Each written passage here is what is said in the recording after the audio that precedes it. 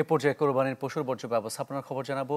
ঢাকার 2 city corporation থেকে যুক্ত হচ্ছেন আমাদের সহকর্মীরা। শুরুতেই রাজধানীর দক্ষিণ সিটি কর্পোরেশনের খবর জানবো সহকর্মী রাকিব হোসেনের কাছ থেকে। রাকিব, আপনি পুরান ঢাকায় আছেন, কোন এলাকায় আছেন জানাবেন, এবং ঈদের তৃতীয় দিন আজ, নিশ্চিত করে এখন আর খুব বেশি বর্জ্য থাকার কথা না, বাস্তবতা কেমন দেখছেন?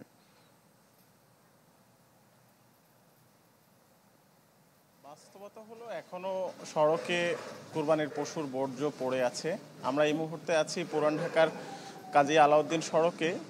এখানে আপনি দেখতে পাচ্ছেন আমার পেছনে ময়লার একটি স্তূপ জমে আছে, যেখানে স্পষ্টভাবেই দেখা যাচ্ছে যে কোরবানির পশু জবাইয়ের পর মাংস কাটার জন্য যে চাটাই ব্যবহার করা হয় এবং কোরবানির পশুর যে উচ্ছিষ্ট এবং অন্যান্য যে বর্জ্য সেগুলো কিন্তু এখানে পড়ে আছে এবং মানুষ প্রতিনিয়ত এখানে ফেলছে।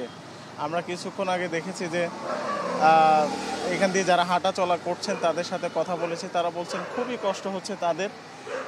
আমরা গতকালকেও দেখেছি যে ঢাকার দক্ষিণ সিটি কর্পোরেশনের বেশ কিছু এলাকায় এরকম ময়লার ভাগাড় জমে আছে রাস্তাঘাটে, যে এইসব পথে মানুষ চলাচল করে। তো আমি আরেকটা বিষয় দেখাতে চাই যে এই সড়কের পাশেই বেশ কয়েকটি খাবারের হোটেল এবং বাসাবাড়ি আছে। তারা আসলে এই দুর্গন্ধের মধ্যে কিভাবে খাবার হোটেল পরিচালনা করে সেটা আসলে বোধগম্য নয়, কারণ এই দুর্গন্ধের কারণে এখানে মানুষ চলাচলে যেমন কষ্ট হচ্ছে, এখানে দাঁড়িয়ে থাকাটাও আরও বেশি মুশকিল। সেখানে খাবার হোটেলে খাবার বিক্রি করা সেটা আরও বেশি কিভাবে সম্ভব আমি জানি না। এবং বাসাবাড়ির কয়েকজনের সাথে কথা বলেছি যারা এই এলাকায় বসবাস করেন, তারা বলছেন যে এখানে গতকালকে থেকেই এই ময়লাগুলো পড়ে আছে।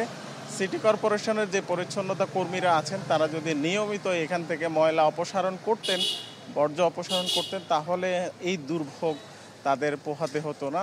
তো সব মিলিয়ে বলা যাচ্ছে যে আসলে সিটি কর্পোরেশন এই ঈদকে ঘিরে 3 দিনের যে লক্ষ্যমাত্রা, তাদের 30,000 টন বর্জ্য অপসারণের, সেই অপসারণের যে লক্ষ্যমাত্রা, তাদের লক্ষ্যমাত্রা যেমন পূরণ হয়নি, তেমনি এখনও দক্ষিণ সিটির বিভিন্ন এলাকায় এভাবে বর্জ্য পড়ে থাকার কারণে সাধারণ মানুষ ক্ষতিগ্রস্ত হচ্ছে, দুর্ভোগে আছে। এবং তারা যে নির্ধারিত সময় বেঁধে দিয়েছে সে সময়ের মধ্যে আসলে তারা এই কাজটি করতে সফল হয়নি।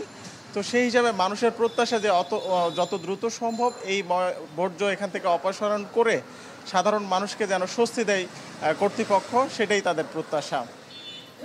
ধন্যবাদ আপনাকে। এ পর্যায়ে ঢাকা উত্তর সিটি কর্পোরেশনের খবর জানবো। সহকর্মী মাহবুবুর রহমান যুক্ত হয়েছেন আমাদের সঙ্গে আদাবর থেকে।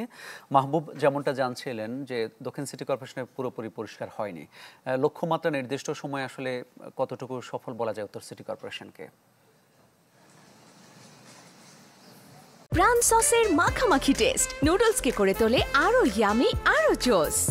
তাজা পাকা টমেটো আর সিক্রেট রেসিপি কম্বিনেশনে প্রাণ সসের বস। মামুন, দক্ষিণ সিটি কর্পোরেশনের পুরোপুরি পরিষ্কার না হলেও এই ঢাকার উত্তর সিটি কর্পোরেশনে কিন্তু আলাদা চিত্র দেখা যাচ্ছে। এখানে এই মোহাম্মদপুর এলাকায় আমরা যতটুকু দেখেছি, এই কুরবানির যে বর্জ্যগুলো সেটি দিনের যে বর্জ্য তৈরি হচ্ছে প্রতিদিন কুরবানির 3 দিন ঈদের 3 দিন পর্যন্ত, যেহেতু কুরবানি অনেকে করে থাকে, সেই দিনই কিন্তু বর্জ্যগুলো অপসারণ করা হচ্ছে। তবে সামান্য অল্প পরিমাণ বর্জ্য থাকলেও সেগুলো সিটি কর্পোরেশনের যারা পরিচ্ছন্নতা কর্মী সেগুলো পরিষ্কার করার জন্য তাদের যে প্রচেষ্টা সেটি কিন্তু অব্যাহত রেখেছে। 2-1টি জায়গায় আমরা দেখেছি কুরবানি করার সময় যে সকল সরঞ্জাম ব্যবহার করা হয়েছিল সেগুলো পড়ে থাকতে দেখেছি 2-1টি জায়গায়। তবে সিটি কর্পোরেশনের কর্মীদের যে প্রচেষ্টা সেটির কারণে এগুলো হয়তো বা বিকেলের মধ্যে থাকবে না, এগুলো হয়তো বা নিয়ে যেতে হবে। এর আগে গতকালও আমরা দেখেছি যে দুপুর পর্যন্ত উত্তর সিটি কর্পোরেশনের যে কর্মীরা তারা নিরলসভাবে কাজ করে যাচ্ছেন এবং 10,000-এর অধিক পরিচ্ছন্নতা কর্মী এই কুরবানির যে পশু বর্জ্য সেই পশু বর্জ্য অপসারণের জন্য কাজ করছে। মামুন, আরও একটি বিষয়, সেটি হচ্ছে গেল কুরবানির চেয়ে এই কুরবানিটি একটু আলাদা, কারণ ঈদের দিন এক পশলা বৃষ্টি হয়েছে, আর বৃষ্টিতে কিন্তু অনেকাংশেই পশু বর্জ্য কিন্তু ধুয়ে মুছে সাফসুতরা হয়ে গেছে অনেকটা, আর বাদবাকি কাজটি কিন্তু করেছে সিটি কর্পোরেশনের পরিচ্ছন্নতা কর্মীরা।